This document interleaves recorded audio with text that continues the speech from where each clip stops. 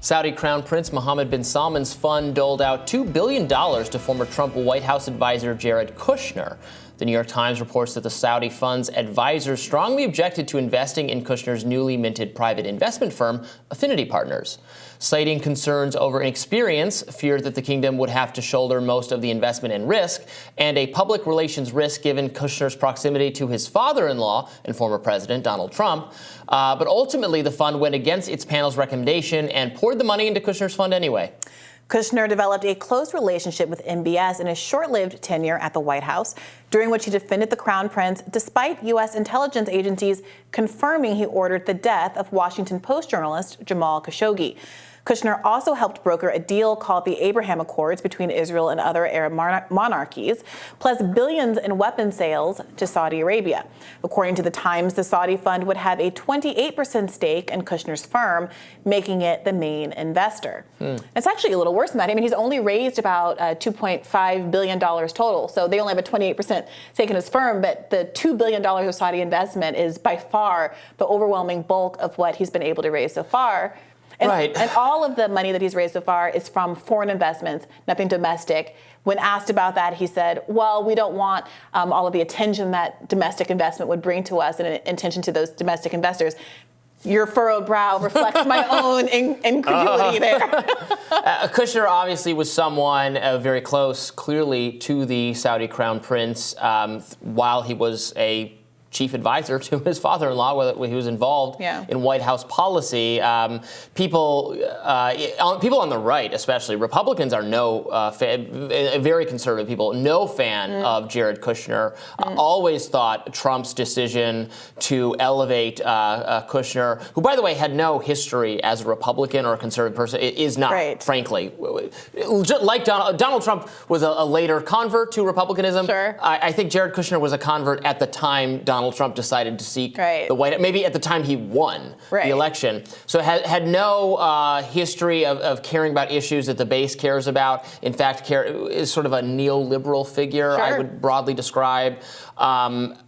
Someone that conservatives were not excited to see take a big role in policy, but he did take a big role in policy. Donald Trump loves his son-in-law, put him in charge of all sorts of things.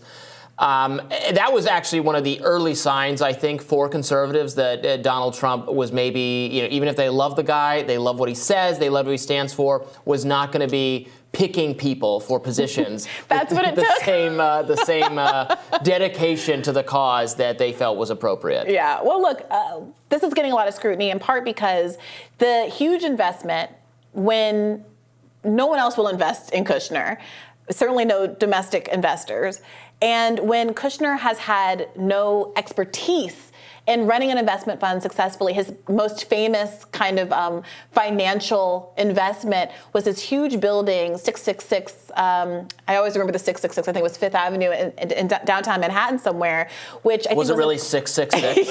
I don't believe that. Yes. I'm looking that up. And it was a $1.8 billion boondoggle, if I recall. He ended up getting left with this very expensive property for which he overpaid. 666 Fifth Avenue. Fifth Avenue. There it is. Yes. Wow. So that's his accomplishment so far. And people are concerned that given that he doesn't actually have expertise, there's no reason why anyone would want to invest in him because he has a proven track record of making money for folks.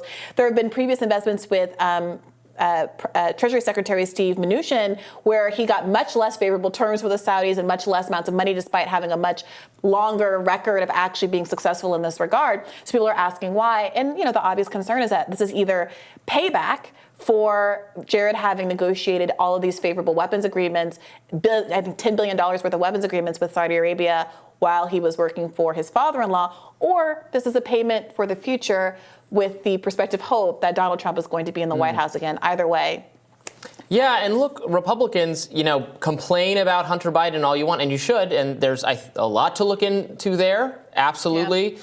But if you're a single-issue voter on nepotism and using family connections while your father figure occupies the White House to enrich yourself and maybe launder some policy in, if that's like your singular issue, I don't see how you can quite prefer the Trumps to the Bidens. Right. This is this is so on the surface. It's not even hidden. It's not even particularly disguised. Yeah. It's very out there. Right. And it feels very improper. It does. And look, it was improper for him, frankly, to take a role in the White House in the first place. Yes, 100%. He was giving all of his family members seats around the White House. It's absolutely absurd. It's absurd when it's a political dynasty like the Clintons. It's absurd when it's a political dynasty like the Bushes. Honestly, it's embarrassing for a country to have serial presidents over and over again in this way. JFK made his brother the Attorney General, right? All of Bobby it. Kennedy, he needed to get some experience as an attorney. I think that's what he said. That's so gross. It's gross. Look, there was a New York a New York Magazine cover article about the age of the Nepo baby. Oh, yes, let's talk about the Nepo baby. That's why everyone was saying that on Twitter the other day? So there was a story? Right. So for the Nepo uninitiated, baby. Nepo babies are people in Hollywood who have gotten their start because their parents are actors or directors. And it's a very thorough article that goes into different categories. The Dear Evan babies. Hansen kid is such an offender here. What is his name? So people were saying they need to do one for journalists, journalistic Nepo babies, because it's another I have industry long commented on that. But it's so hard to get into if you don't have a leg up. And also political Nepo babies was another omission from this otherwise very thorough piece. Well, and the journalists and Politico Nepo babies, there's a lot of overlap because a lot of people in journalism, editors at a lot of magazines and newspapers, yes, you'll recognize their last name because their parents were government figures, and of course that colors the coverage. That happens everywhere. Right. It is.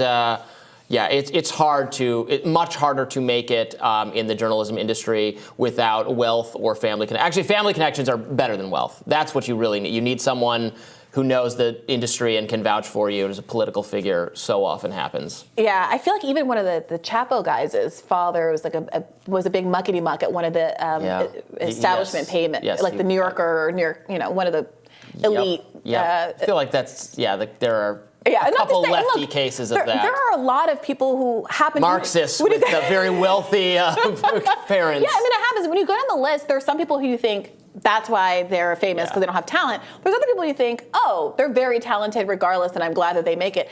For me, I'll forgive Dan Levy of anything from Schitt's Creek. I'll forgive him of anything. Eugene Levy. Exactly. Because I think that he's so funny and talented. But it's a great piece. The point of the matter is that what is obviously going on here with Jared Kushner has nothing to do with his individual talent or skill. The only financial record that he has is very disastrous. So what Saudi Arabia is doing here and investing in him seems to be nothing other than a political motivation. And what's really sorry about all this is that there's nothing anybody can really do about it. Nope. So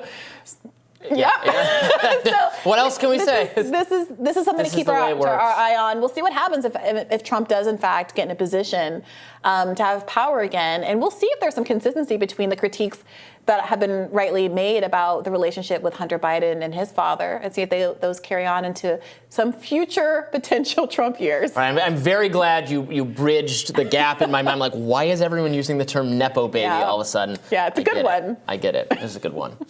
All right, we will have more Rising right after this. Stay with us.